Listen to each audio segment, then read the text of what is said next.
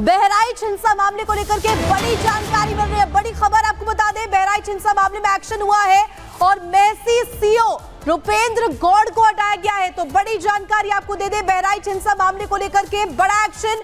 योगी सरकार लगातार इस मामले को लेकर के नजर बनाए हुए है और ताबड़तोड़ एक्शन लगातार जारी है और जो मुख्य आरोपी है उसकी भी तलाश लगातार की जा रही है, तलाश तेज है। मेसी के सीओ रुपेंद्र गौड़ को हटा दिया गया है और मुख्य आरोपी की तलाश भी पुलिस लगातार कर रही है और पैनी नजर यहां पर पूरे हालात पर पुलिस बल की बनी हुई है। बहराइच हिंसा मामले को लेकर के ये बड़ी खबर आपको बता रहे हैं, बड़ा यहां पर एक्शन है। ये 3 तस्वीर इस वक्त आपको दिखा रहे हैं। बहराइच हिंसा में एक्शन किस कदर लिया जा रहा है, पुलिस बल की तैनाती, वही पीड़ित परिवार को मदद भी मुहैया सरकार जो है वो करवा रही है। आरोपी की तलाश में छापे पड़ रहे हैं। तो देखिए लगातार एक्शन मोड में योगी सरकार इस पूरे मामले को लेकर के नजर आ रही है। 3 तस्वीरों के माध्यम से इस पूरी हिंसा को लेकर के किस कदर एक्शन लिया गया, ये तस्वीर आपको दिखा रहे हैं। और एक और बड़ी खबर आपको बता दें, बहराइच हिंसा में सनसनीखेज खुलासा हुआ है और ये खुलासा आपको बता दें क्या हुआ है। बहराइच हिंसा में इस पूरे मामले को लेकर के राम गोपाल की यहां पर देखिए किस तरीके से ये सनसनीखेज खुलासा हुआ है, जिस तरीके से मौत के घाट उतार दिया गया था। ये तस्वीर, हाथ में बंदूक भी नजर आई, राम गोपाल की बर्बरता से हत्या की गई है। 14 अक्टूबर 2024 की ये वीडियो सामने आई है। राम गोपाल पोस्टमार्टम रिपोर्ट से खुलासा हुआ है, बर्बरता के साथ यहां पर गोलियां मारी गई। सूत्रों के हवाले से बड़ी जानकारी आपको दे रहे हैं।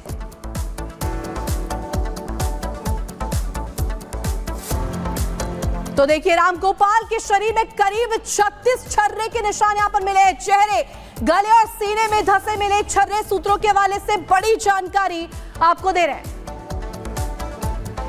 तो देखिए खुलासा यहां पर राम गोपाल की पोस्टमार्टम रिपोर्ट में हुआ है। हत्यारों ने राम गोपाल के पैर के दोनों अंगूठों के नाखून तक नोच डाले थे। बहराइच हिंसा में मारे गए शख्स राम गोपाल की पोस्टमार्टम रिपोर्ट में यह बड़ा खुलासा हुआ है। मृतक राम गोपाल मिश्र के शरीर पर 30 से 36 छर्रे धंसने की पुष्टि हुई है। तो देखिए चेहरे, गले और सीने में धंसे हुए ये मिले हैं। मृतक के कंधों के नीचे भी मौत की पुष्टि के लिए गोली मारी गई थी और यहाँ पर देखिए गोली मारने से पहले मृतक की जमकर निर्मम तरीके से पिटाई की गई, जिससे मृतक के शरीर पर कई चोट के निशान भी मिले हैं और बाईं आंख के ऊपर यहाँ पर ठोस हथियार से वार के निशान मिले हैं। मौत का कारण हैमरेज बताया जा रहा है, हैमरेज जिससे कि यहाँ पर रक्त स्राव हुआ था और इसी को लेकर के यहाँ पर मौत हुई है।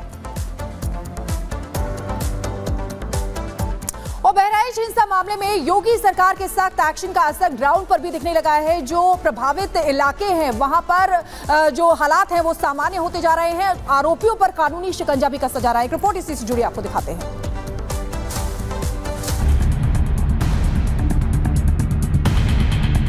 हिंसा की आग में झुलसने के बाद बहराइच में शांति लौट आई है, लेकिन दंगाइयों के खिलाफ कार्रवाई जारी है। हिंसा की तस्वीरों के आधार पर बवाल करने वालों की पहचान की जा रही है। ग्राउंड पर उतरे यूपी सरकार के सीनियर अफसर खुद हालात की मॉनिटरिंग कर रहे हैं। हिंसा प्रभावित इलाकों में शांति स्थापित करने में प्रशासन सफल रहा है। आम लोग भी अपने रोजमर्रा के कामकाज कर रहे हैं। देर शाम भी बाजार खुल रहे हैं। हालांकि किसी भी तरह की संदिग्ध हलचल रोकने के लिए फोर्स की भी तैनाती है।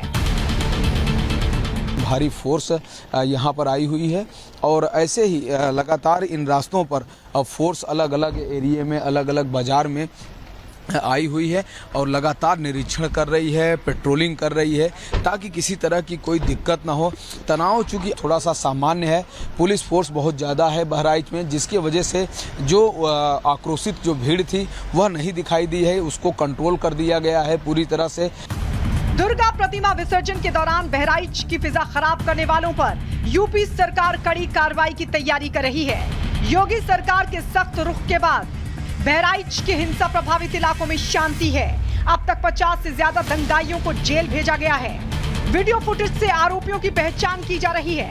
2 शिफ्टों में 24 घंटे निगरानी कर रहे हैं सीनियर अफसर। हिंसा प्रभावित इलाकों को 9 सेक्टर्स में बांटकर पुलिस की तैनाती की गई है। निगरानी और मदद के लिए प्रशासन एक कंट्रोल रूम भी बनाया है। हिंसा प्रभावित लोगों की मदद के लिए सर्वे कराया जा रहा है। सोशल मीडिया के जरिए भी अराजक तत्वों पर नजर रखी जा रही है। कड़ी कार्रवाई के लिए आरोपियों की क्राइम कुंडली खंगाली जा रही है।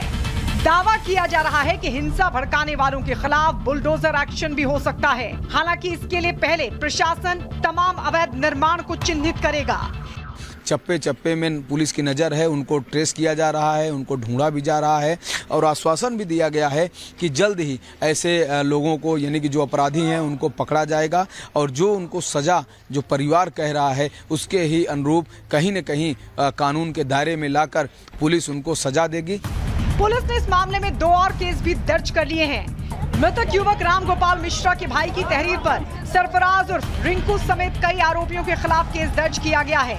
दूसरी तरफ जिन लोगों के मकान जलाए गए हैं उनकी तरफ से भी मामला दर्ज कर लिया गया है। तो वहीं हिंसा में मारे गए युवक राम गोपाल मिश्रा के परिवार के घावों पर सरकार मरहम लगाने की कोशिश कर रही है। लखनऊ में पीड़ित परिवार ने मुख्यमंत्री योगी आदित्यनाथ से मुलाकात की। यूपी सरकार की तरफ से पीड़ित परिवार को 10 लाख की मदद दी गई है। परिवार को मुख्यमंत्री आवास व शौचालय का स्वीकृति पत्र भी दिया गया है। मृतक की पत्नी को नौकरी देने का भी भरोसा दिया गया है। अफवाहों को रोकने के लिए बहराइच जिले के कुछ इलाकों में इंटरनेट सेवाएं बंद हैं। हिंसा की चिंगारी फिर किसी भी तरह से ना भड़क पाए, इसके लिए सरकार और प्रशासन पूरी तरह से चौकस है, जिसका असर ग्राउंड पर दिख रहा है। दंगे की साजिश रचने वाले आरोपियों की धरपकड़ लगातार जारी है। Bureau report, Republic Bharat. और बहराइच में राम गोपाल मिश्रा जिसकी निर्ममता से हत्या की गई है उसकी रिपोर्ट सामने आई है पोस्टमार्टम की और इसमें दिल दहला देने वाले खुलासे हुए हैं। क्या खुलासे हुए ये आपको बता दें। परिवार के लोग भी लगातार कह रहे हैं कि कितनी बर्बरता से उसकी हत्या की गई है। उसके शरीर पर चोट के निशान है, गहरे घाव के निशान है। डॉक्टर्स ये बात कह रहे हैं और उन निशानों को देखकर डॉक्टर्स भी सन्न रह गए हैं। कई चोट के निशान उसके शरीर पर हैं और उसके परिवार के लोग भी ये बता रहे हैं कि उसके पैर के उंगलियों के निशान जो नाखून थे उसको भी खींच कर निकाला गया था। उसकी पत्नी ये बात बताते बताते रो पड़ती है और अब डॉक्टर्स भी उसकी रिपोर्ट देखकर सन्न रह गए हैं। 3 डॉक्टरों के पैनल ने कई घंटों तक राम गोपाल मिश्रा के शव का पोस्टमार्टम किया, जिसके बाद यह रिपोर्ट सामने आई है। राम गोपाल के शरीर पर आधा दर्जन गोलियों के निशान मिले हैं। यही वजह है कि गांव के लोग ये दावा कर रहे थे कि 22 गोलियां मारी गई हैं, जिसमें से 11 से 12 गोलियां लगी हैं और डॉक्टर्स भी कह रहे हैं कि आधा दर्जन गोलियों के निशान उसके शरीर पर है। उसने सीने और पेट तक में 30 से 36 इंच तक गोलियां लगी हुई हैं। बता दें आपको कि 30 से 36 गोलियों के छर्रे बताए जा रहे हैं लगे हुए हैं। तो ये स्थिति है और इसी को लेकर जब उसके शव को गांव के लोगों ने देखा, यही वजह है कि उनकी नाराजगी बढ़ी और उन्होंने आसपास के इलाकों में आगजनी की। हालांकि पुलिस ये कह रही है कि वो लोग जिन लोगों ने आगजनी की उनके खिलाफ कार्रवाई की तैयारी है। बेहद नजदीक से कई राउंड गोलियां उसको मारी गई थी। राम गोपाल मिश्रा को बेहद करीब से कई गोलियां मारी गई थी। माथे और गले पर भी खून और घाव बताए जा रहे हैं। गहरा घाव है उसके माथे पर, यानी सिर्फ गोलियों से ही हमला नहीं किया गया है बल्कि कुछ हथियारों से भी उस पर वार किया गया है। उसके पैर की उंगलियों के नाखून तक खींचे गए हैं और परिवार के लोग ये बताते हुए रो पड़ते हैं कि कितने निर्ममता से उसकी हत्या की गई है। जब उन्होंने उसके शव को देखा तो वो समझ नहीं पा रहे थे कि आखिर कहां पर सबसे ज्यादा नुकसान हुआ है। और डॉक्टर्स भी ये बात कह रहे हैं कि उसके शव को देखकर, उसके पोस्टमार्टम रिपोर्ट को देखकर डॉक्टर्स भी सन्न रह गए। हमले में मारे गए राम गोपाल की उम्र महज 22 साल थी, जिसकी अब से कुछ महीनों पहले शादी हुई थी। और यूपी में माफिया और बदमाशों के आतंक का अंत हो रखा है। इसी सिलसिले में एक बार फिर से योगी की पुलिस ने बदमाशों पर कहर बरपाया है। प्रयागराज, गाजियाबाद और प्रतापगढ़ में पुलिस का सामना बदमाशों से हो गया। ये सारे बदमाश पुलिस की गोली लगने से घायल हो गए, जिन्हें गिरफ्तार अब कर लिया गया है।